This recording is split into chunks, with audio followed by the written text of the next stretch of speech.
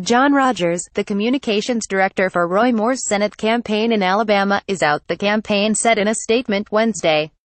The resignation comes as the campaign fights to deny accusations from multiple women that the Republican Moore pursued or even ually touched them when they were in their teens and he was in his 30s. The Washingtonian first reported Rogers' resignation. The campaign's chairman indicated in a formal statement that the decision belonged to Rogers. John Rogers served as communications director for the Roy Moore for U.S. Senate campaign for the last several weeks, and we appreciate his valuable contributions to our team, Moore campaign chairman Bill Armistead said in a statement.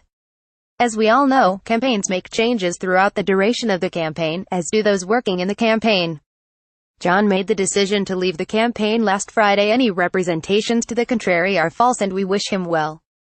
But another Moore campaign aide made a different statement to Fox News. Unfortunately, John just did not have the experience to deal with the press the last couple of weeks, and we've had to make a change, campaign advisor Brad Doster tells Fox.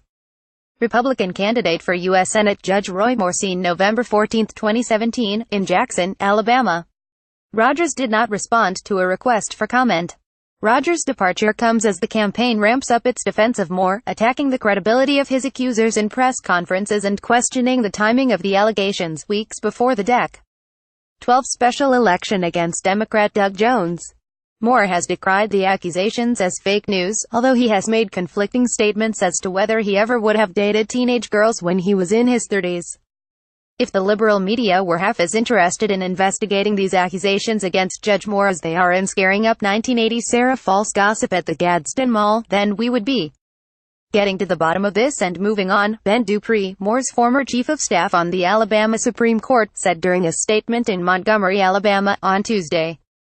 President Trump recently weighed in on the accusations against Moore, telling reporters Tuesday that Moore's side of the story needs to be taken into account. He denies it. Look, he denies it, Mr.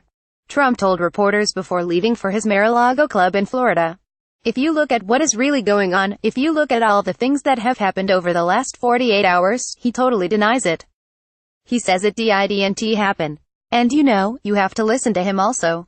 Meanwhile, a number of Republicans have called for Moore to step aside, and Rep. Cory Gardner, our Colorado, has said the Senate should expel Moore if he is voted into office.